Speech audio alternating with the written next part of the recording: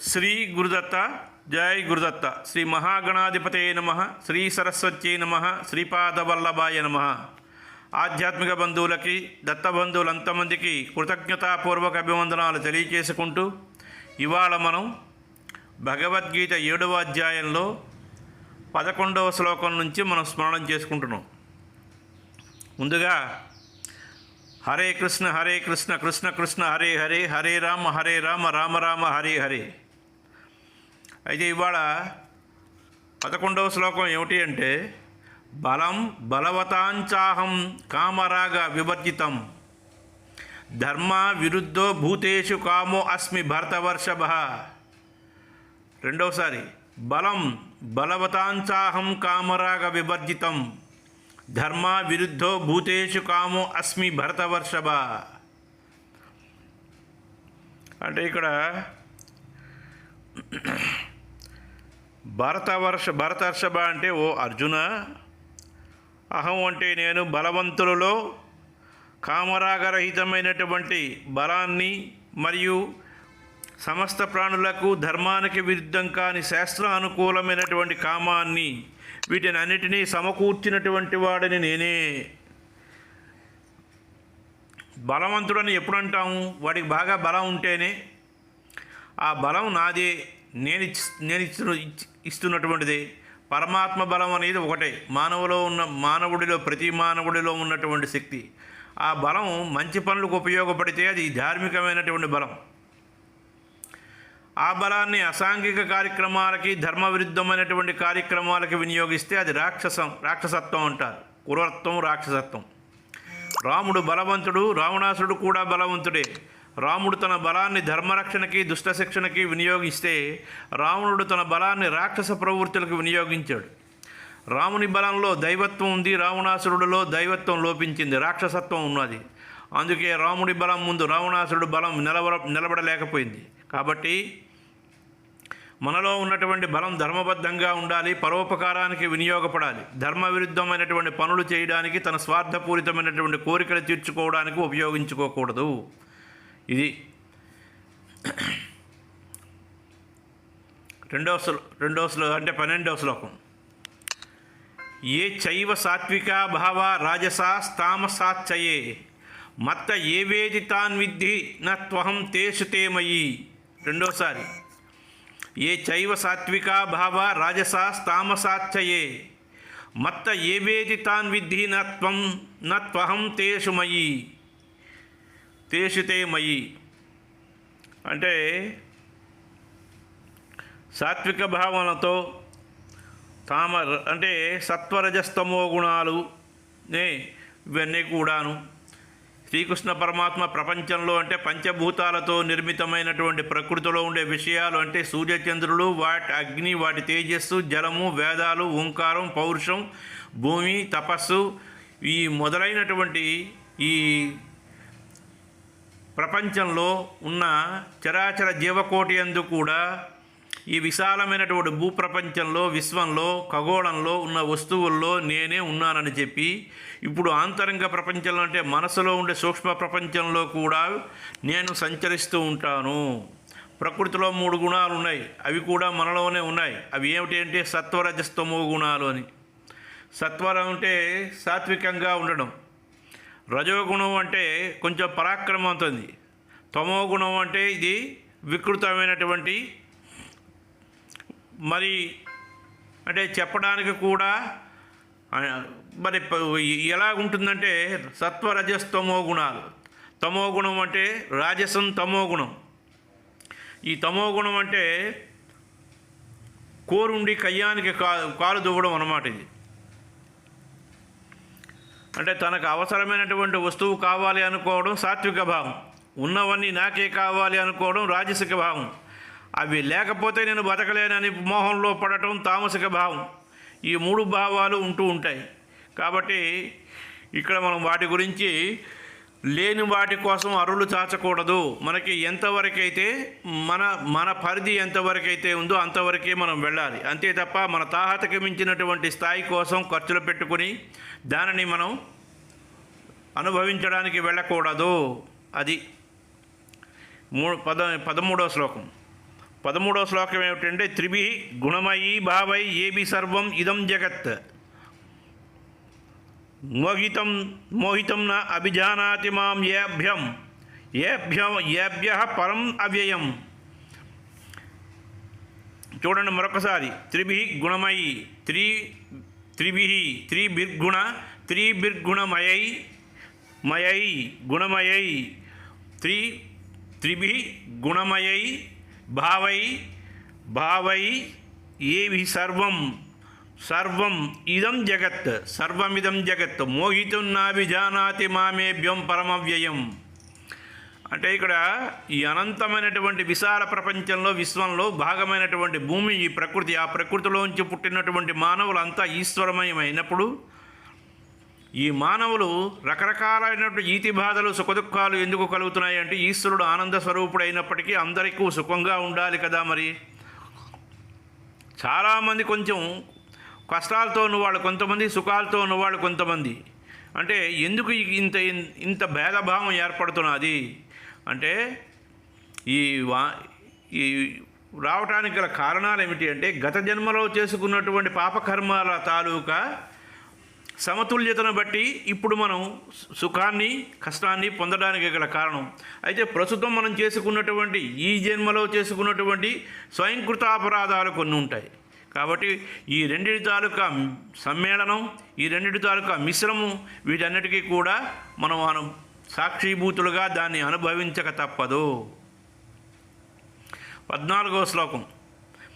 దైవీ హ్యేషా గుణమయీ మను మాయా దురత్యయా దైవీ హ్యేషా గుణమయీ మమ మాయా దురత్యయా మామేవ ఏ ప్రపద్యంతే మాయామేతం తరంతితే మాయేవ ఏ ప్రపద్యంతే మాయామేతం తరంతితే. ఇక్కడ దైవ సంబంధమైనటువంటి 3 గుణాలతో ఉన్నటువంటి మాయను దాటడం చాలా కష్టం. ఏమిటి? మొట్టమొదటిది లక్షణం మాయ. ఆ మాయా ప్రపంచంలోంచి తట్టుకోవడం కష్టం. త్రిగుణాత్మకమైన గుణమయ్యి అంటే త్రిగుణాత్మకమైనటువంటిది. ప్రపంచంతో అంటే భజించుతున్నది. ఏతాం మాయాం తరంతి అంటే ఉల్లంఘించి సంసార సముద్రం నుంచి బయటపడడానికి ప్రయత్నం చేయని. మొట్టమొదటిది మాయ దైవికం, మానవ సంబంధం కాదు. దీనికి ఎక్కువ శక్తి సామర్థ్యాలు ఉన్నాయి. ఇది అలౌకికమైనది. ఇది ఓ పట్టాను విడిచిపెట్టదు. ఇది ఇక రెండవది ఏమిటంటే గుణమయ్యి అంటే ఈ మాయ 3 గుణాలతో కూడుకుని ఉన్నది. ఇది ఇందాకలే చెప్పుకున్నాం మొదటి శ్లోకంలో, సత్వరజస్తమో గుణాల రూపంలో ఉంటుందని. మమ మాయ అంటే ఈ మాయ ఎవరిదో కాదు, నాదే అని స్పష్టంగా శ్రీకృష్ణ పరమాత్ముడు చెప్పకనే చెప్పాడు. కాబట్టి ఈ మాయ ఎటువంటిది అంటే దురత్యయ అంటే దాన్ని దాటుకుని రావడం చాలా కష్టసాధ్యం. అంటే ఇంటి ముందు భైరవుడు ఉన్నాడు అనుకోండి, భైరవుడు ఉంటే వాళ్ళు ఏం చెప్తారు, ఇంటి బయట ఒక బోర్డు పెడతారు, కుక్కలు ఉన్నాయి జాగ్రత్త, బివేర్ ఆఫ్ డాగ్స్ అని. అంటే ఇక్కడ ఏమిటి అంటే చూడగానే ఆ ఇంట్లో కుక్క అరుస్తుంది, అంటే మన మీదకి దూకడానికి ప్రయత్నం చేస్తుంది. వెంటనే యజమాని వచ్చి దాన్ని అదుపులో పెడితే కానీ మనం లోపలికి వెళ్ళడానికి కష్టం. మనం కుక్క దగ్గరికి పోయి ఏమే కుక్క నన్ను కరవక తల్లి నీకు దండం పెడతానంటే ఊరుకుంటుందా? వెంటనే మన మీదకి ఉరుకుతుంది, కరుస్తుంది. కాబట్టి ఇక్కడ మనం ఏమిటి అంటే మామేవ ఏ ప్రపద్యంతే అంటూ నన్ను శరణు వేరుని వారు మాత్రమే మాయామేత తరంతి ఈ మాయను దాటగలడు. కాబట్టి ఈ మాయను జయించాలి అంటే దాని యజమాని అయినటువంటి పరమాత్మని శరణు జొచ్చాలి. దీనినే శంకర భగవత్పాదుల వారు, జగద్గురు శంకరాచార్యుల వారు ఒకటి చెప్పారు. ఈ అపార సంసార సముద్ర మధ్య సమంజ్ఞతో మే శరణం కిమంతి గురు కృపాళో కృపయావదైత దిశ్వేష పాదాంబుజీ దీర్ఘనైక అని. అయ్యా గురువుగారు, నేను మీకు నమస్కారం. నేను సంసారం అనే అంతులేని సముద్రం మధ్యలో మునిగిపోతున్నాను, నాకు మార్గం ఏమీ కనిపించటం లేదు, మా ప్రభు రక్షించండి అని నేను మిమ్మల్ని శరణు వేడుతున్నాను అడిగితే అప్పుడు గురువుగారు శిష్యుడి మీద చాలా అంతులేని అభిమానంతో సమాధానం చెప్పాడు. ఈ ప్రపంచానికి అందరికీ ఈశ్వరుడైనటువంటి పరమాత్మ పాదపద్మాలు అనే విశాలమైనటువంటి పొడవైనటువంటి నౌక ఒకటే ఈ సంసార సముద్రాన్ని తరించడానికి సరి అయినటువంటి మార్గం అని చెప్పాడు. ఇక్కడ కూడా అదే మాట చెబుతున్నారు. మాయామేతం తరించితే, ఈ మాయ నుంచి తరించాలంటే మామేవాం ఏ ప్రపద్యంతే నన్ను శరణు వేయటం తప్ప వేరే మార్గం లేదు, అన్యదా శరణం నాస్తి అని. ఇక్కడ 15వ శ్లోకం. నమాం దుష్కృతినో మూఢా ప్రపద్యంతే నరాధమ మాయయా మాయయా మాయయా అపహృత జ్ఞాన అసురం భావమాశ్రితా. అంటే చూడండి ఇక్కడ 15వ శ్లోకం ఏమిటి? నా మాం దుష్కృతినః మూఢా ప్రపద్యంతే నరాధమాః మాయయా అపహృత జ్ఞాన అసురం భావమాశ్రితా. అంటే దుష్కృతులు మూఢులు నరులు అధములు నా మాయలోంచి చిక్కుకుంటారు కాబట్టి వాళ్ళు బయటికి రావడం కష్టం. కొంతమంది ఈ తత్వాన్ని తెలుసుకోలేరు. ఇంకా కొంతమంది అసురీభావమాశ్రిత అంటే రాక్షస ప్రవృత్తి కలిగినటువంటి వాళ్ళంతమంది కూడా ఈ మాయలో చిక్కుకుని ఇబ్బంది పడుతూ ఉంటారు. కాబట్టి ఇలా ఎందుకు జరుగుతోంది? వీళ్ళెవరూ మాయా అనే తెరని తొలగించుకోవడానికి ప్రయత్నం చేయకపోవడం వలన వీళ్ళు ఇంత అసురీభావంతో ఉంటున్నారు. శాస్త్రజ్ఞానం, వివేకం, వైరాగ్యం, భగవంతుడి మీద భక్తి, శ్రద్ధ, శరణాగతి, భగవంతుని ఆశ్రయించడం కావాలి. దీనికంతా కావాల్సింది శాస్త్రజ్ఞానం, గురువు దగ్గర నేర్చుకోవడం, సత్యం ఏదో అసత్యం ఏదో తెలుసుకోవడం. అప్పుడు మనల్ని ఆవరించినటువంటి మాయ తొలగిపోతుంది. 16వ శ్లోకం చతుర్విధ భజంతే మాం జన సుకృతినో అర్జున ఆర్తో జిజ్ఞాసురా అర్ధార్థి జ్ఞాని చ భరతర్షభ. రెండవసారి చతుర్విధ భజంతే మాం జన సుకృతినో అర్జున ఆర్తో జిజ్ఞాసురా అర్ధార్థి జ్ఞాని చ భరతర్షభ. అంటే దుష్కృతులు, మూఢులు, నరాధములు, అసురుడు ఏ కాలంలో కూడా భగవంతుడిని తలుచుకోరు. ఒకవేళ తలుచుకున్నా వారి భక్తి అంతా కూడా వాళ్ళ స్వార్థం గురించి మాత్రమే తప్ప లోక కళ్యాణం కోసం, సమాజం కోసం వాళ్ళు ఎప్పుడూ కూడా వాళ్ళు చేయరు. వాళ్ళ సంగతి విడిచిపెడితే పుణ్యాత్ములైన వాళ్ళు భగవంతుడిని భక్తితో సేవిస్తారు, కొలుస్తారు, ప్రార్థిస్తారు, కీర్తిస్తారు. వారిలో ఎన్ని రకాలు అనే విషయం శ్రీకృష్ణ పరమాత్మ చెప్తాడు. ఏమిటవి? ఆర్తులు, జిజ్ఞాసువు, ధనార్థి, జ్ఞాని అని. వీళ్ళంతమంది కూడా సుకృతులు, మంచి పనులు చేసేవాళ్ళు. వీరి మార్గంలో భేదం ఉన్నప్పటికీ వీరంతా భగవంతుడిని ప్రార్థిస్తారు. మొదటివాడు ఆర్తుడు. ఎవరికైనా ఏదైనా ఆపద సంభవిస్తే, రోగం వస్తే, ఉన్న డబ్బు పోతే, ఎవరి నుండైనా ఆపద వస్తుందని తెలిస్తే అప్పుడు భగవంతుడు గుర్తుకొస్తాడు. ఎందుకంటే మన దగ్గర డబ్బు ఉన్నంత వరకు కూడా భగవంతుడు ఇదంతా నా ప్రతిభే అనుకుంటాడు. ఎప్పుడైతే ఉద్యోగంలో ఏదో ఇబ్బందులు వచ్చి ఏదో పదవీచ్యుతులు అవుతాడో, లేకపోతే ధన సంపద పోతుందో, లేకపోతే తనకు పూర్తిగా నష్టాల ఊబిలో కూరుకుపోతూ ఉంటాడో, లేకపోతే పదవి రాకపోతుందో, లేకపోతే ఓడిపోవడమో, లేకపోతే ఇంట్లో అనారోగ్యం పాలవడమో, ఇవన్నీ జరిగితే అప్పుడు జ్యోతిష్యుల దగ్గరికి, భగవంతుడి దగ్గరికి అప్పుడు పరిగెట్టడం మొదలు పెడతాడు. ఎప్పుడైతే పూర్తిగా ధన సంపద భగవంతుడు ఇస్తాడో, ఇంట్లో అందరూ ఆనందంగా ఉంటారో, ఎప్పుడైతే అతనికి పదవి వరిస్తుందో, సంపద ఎప్పుడైతే చుట్టూ మూడుతుందో, చుట్టూ జనాలు మొత్తం అంతా కూడా ఎక్కడ లేని చుట్టాలు అప్పుడు వస్తూ ఉంటారు. ఎప్పుడైతే పదవి వస్తుందో, ఎప్పుడైతే ధనం ఉంటుందో, ఎప్పుడూ తెలియనటువంటి మొహం తెలియనటువంటి వాళ్ళు కూడా ఆత్మబంధువులు అవుతారు. ఎప్పుడైతే పదవీచ్యుతులవుతాడో, ఎప్పుడైతే సంపద పూర్తిగా నశిస్తుందో అప్పుడు అందరూ దూరం అయిపోతూ ఉంటారు. ఇక్కడ తెలుసుకోవాల్సింది. అటువంటి సమయంలో భగవంతుడి దగ్గరికి మనకు గుర్తుకొస్తాడు. అప్పుడు భగవంతుడి దగ్గరికి వెళతాం. మనకి వెంటనే కోరికలు తీర్చినటువంటి భగవంతుడు కావాలి. అంటే హైబ్రిడ్ మొక్కలాగా అనమాట. హైబ్రిడ్ చెట్టు ఇలాగ వేయంగానే మనకి వెంటనే మనకి ఫలాలు అంటే ఫలసాయం ఎలాగొస్తుందో, దేవుడిలో కూడా అతి వేగం మంత్రాన్ని పఠిస్తే రేపు తెల్లవారిసరికల్లా మనకు ఆ కోరిక తీరిపోవాలన్నమాట. ఈ రోజుల్లో చూస్తూనే ఉంటారు ప్రసార మాధ్యమాల్లో. చూడండి, ప్రసార మాధ్యమంలో ఈ మంత్రం కానీ పఠిస్తే రేపు తెల్లవారిసరికల్లా మీ ఇంట్లో విపరీతమైన కుబేరుడు కనకవర్షం కురిపించిస్తాడు అంటారు. కాబట్టి కష్టం అంటే ముందు సాధన చేయకుండా భగవంతుడు మనల్ని ఎప్పుడూ కూడా కనికరించడు, మనల్ని ఎప్పుడూ పట్టించుకోడు. నిజంగా వీడికి అంత ధనం కానీ ఇచ్చినట్లయితే వీడు సద్వినియోగం చేస్తాడా చెయ్యడా అనేది కూడా అక్కడ భగవంతుడు దీన్ని మనకి సాధ్యాసాధ్యాలు ఇవన్నీ కూడా ఆలోచించి భగవంతుడు కూడా మనకి ఎంత ఇవ్వాలో అంతే ఇస్తాడు. ఇకపోతే మూడవ వాడు జిజ్ఞాసు. భగవంతుడి గురించి, ఈయన తత్వం గురించి తెలుసుకోవడానికి నిత్యం ప్రయత్నం చేస్తూ ఉంటాడు. అటువంటి వాళ్ళు చాలా అరుదుగా కనిపిస్తూ ఉంటారు. సుమారు మానవుల్లో 90 మంది బయట ప్రపంచంలో కనిపించే వస్తువుల మీద వాళ్ళు ఆసక్తి కనబరిస్తే 99 మాత్రం ఉంటే ఒకడు మాత్రమే భగవంతుడి కోసం అన్వేషణ చేస్తూ ఉంటాడు. ఇకపోతే 4వ వాడు జ్ఞాని.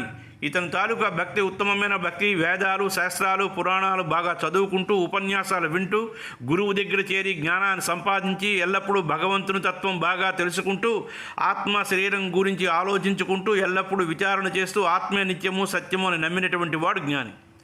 ఈ 4 విధములైన భక్తులు ఏ విధంగా భగవంతుడిని స్మరిస్తారు, పూజిస్తారు, ధ్యానిస్తారు, కొంచెం ఆలోచించి చూస్తే ఈ 4 రకాలైనటువంటి భక్తులు ప్రతివాడిలోనే ఉన్నారు. ఇది 17వ శ్లోకం. తేషాం జ్ఞాని నిత్యయుక్త ఏక భక్తిర్విశిష్యతే. ప్రియో ఈ జ్ఞానినో అత్యర్థమహం స చ మమ ప్రియ. రెండవసారి తేషాం జ్ఞాని నిత్యయుక్త ఏకభక్తిర్విశిష్యతే.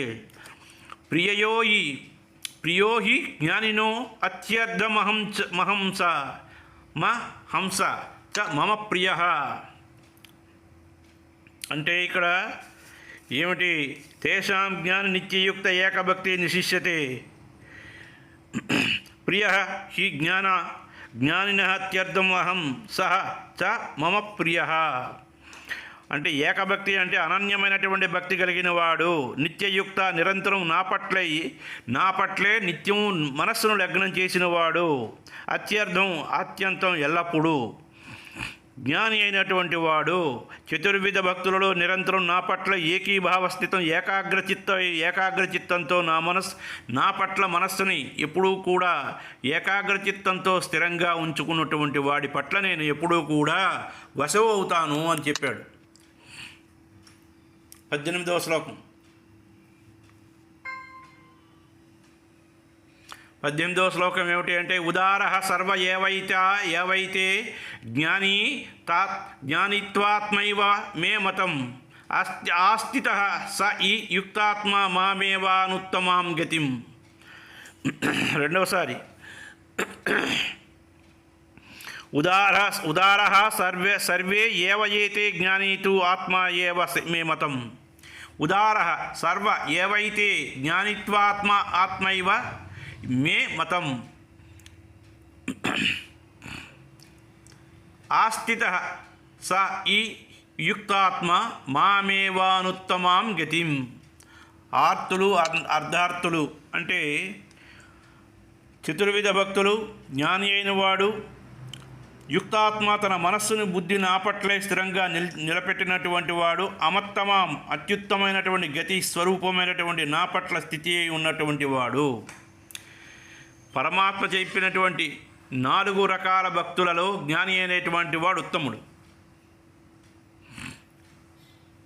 జ్ఞానిలో నేను ఉన్నాను, అతడే నేను. ఎందుకంటే అతని చిత్తం, మనస్సు ఎల్లప్పుడూ కూడా నా పట్లే నిలిచి ఉంటుంది. అతనికి నాకు భేదం లేదు. 4 రకాలైనటువంటి భక్తులు నాకు ఇష్టమే, కానీ వారిలో జ్ఞాని అంటే నాకు చాలా ఇష్టం అన్నాడు శ్రీకృష్ణ పరమాత్మ. అయితే ఇక్కడ 2 రకాలైనటువంటి భక్తులు ఉంటారు. ఒకడు ప్రాపంచిక విషయాల్లో ఉంటూ భగవంతుడిని ధ్యానం చేస్తూ కోరికలు కోరుతూ ఉంటే వారి దృష్టిలో వారు వేరు, భగవంతుడు వేరు అంటారు. వారికి భగవంతుడు కేవలం కోరికలు తీర్చడానికి పరిమితం. మరికొందరు భగవంతుడిని కోరికలు కోరకుండా కేవలం భగవత్ సాన్నిధ్యం కోసం కోరుకునేటువంటి భక్తులు కొంతమంది ఉంటారు. కాబట్టి ఇక్కడ తెలుసుకోవలసిన విషయం. ఇకపోతే 19.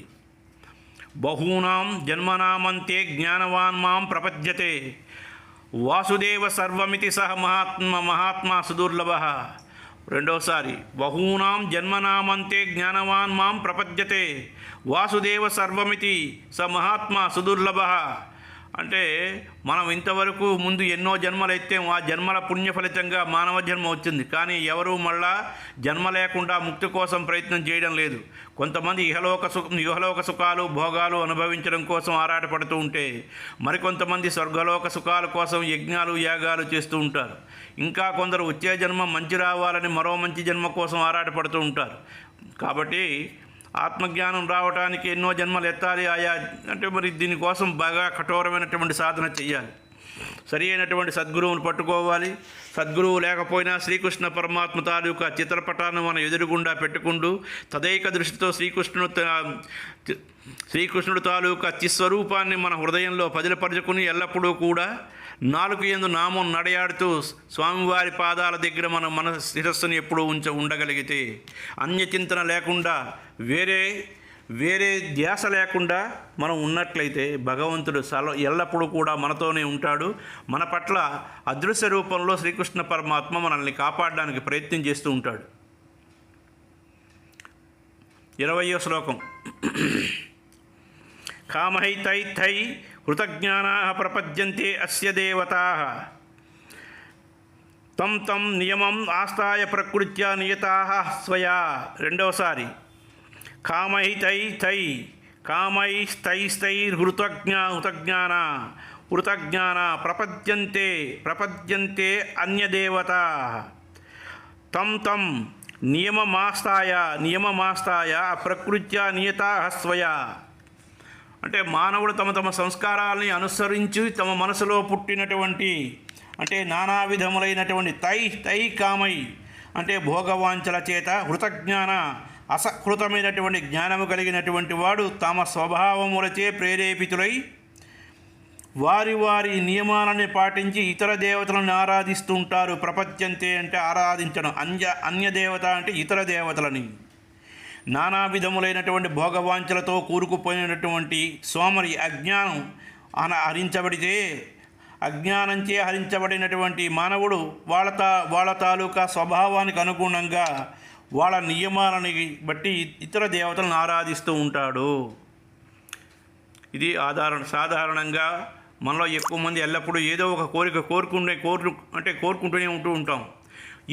ఈ దేవుడు లేటుగా మనకి ఈ దేవుడు ఆలస్యంగా ఫలితాన్ని ఇస్తాడంటే శీఘ్రంగా ఫలితాన్ని ఇచ్చే భగవంతుడు ఎవడైనా ఉంటే ఆ భగవంతుడి దగ్గరికి వెళ్ళడం, మొక్కులు చెల్లించడం, లేకపోతే ప్రదక్షిణాలు చేసేయడం, లేకపోతే ఇవి చేయడం అవి చేయడం అంటూ ఉంటారు. కాకపోతే ఇది ఏమీ కాకుండా సామాన్యంగా మనం చేయవలసినది ఏమిటి అంటే ఎల్లప్పుడూ చేసుకుంటూ ఉండాలి. ఉదాహరణకి మనకేమిటంటే రుద్రాభిషేకం కానీ, సత్యనారాయణ వ్రతం కానీ, వరలక్ష్మి వ్రతం కానీ, వినాయక వ్రతం కానీ, షోడశోపచార పూజలు, ప్రత్యాంగిరాదేవి హోమం, శివుడి సాయినాథుడు, నిర్ణీత సంఖ్యల ప్రదక్షిణాలు ఇవన్నీ చేసి ప్రాపంచిక సంబంధమైనటువంటి రకరకాలైన కోరికలు కోరుతూ ఉంటాం. అంటే ఇవేమీ కాకుండా ఏదైనా మంత్రం ఇస్తే ఆ మంత్రాన్ని మేము పఠించిస్తాం, 108 సార్లు చేసేస్తే ఎన్ని రోజులు చేయాలి? అయ్యా గురువుగారు ఇది ఎన్ని రోజులు చేస్తే మా కోరిక తీరుతుంది, ఎన్ని ప్రదక్షిణాలు చేస్తే కోరిక తీరుతుంది, ఎన్ని కొబ్బరికాయలు కొడితే కోరిక తీరుతుంది, వెంటనే మనకి ఫలించదా, ఫలించకపోతే ఇదంతా వృధా అయిపోతుంది. ఇది మన తాలూకా అజ్ఞానంతో మనం భగవంతుడి కోసం మనం చేసినటువంటి వెదుకులాట, అన్వేషణ. కాబట్టి చిత్తశుద్ధితో మనం చేయవలసినటువంటి ప్రయత్నాన్ని మాత్రం చేయం. ఏదైతే మన ఫలితానికి తగ్గినటువంటి ప్రదక్షిణలు, మన ఫలితానికి తగినటువంటి మంత్రం సాధన చేస్తామే తప్ప అదైనా ఒక నియమిత కాలంలోనే చేస్తాం తప్పించి పూర్తిగా మంత్రాన్ని జీవితాంతం మన సాధన చేస్తాము అని మనం చెప్పుకోం. ఇది మానవుడి తాలూకా అజ్ఞానం అనే అహంకారంతో ఈ భ్రమలో పడి మన తాలూకా లౌకికపరమైనటువంటి కోరికలు తీర్చడానికి కోసం మనం మంత్రాల వెంట మనం పరిగెడుతూ ఉంటాం. ఇది అయ్యా ఇక్కడికి ఇది సమాప్తం. హర హర మహాదేవ శంభో శంకర. హరే కృష్ణ కృష్ణ కృష్ణ హరే హరే, హరే రామ రామ రామ హరే హరే.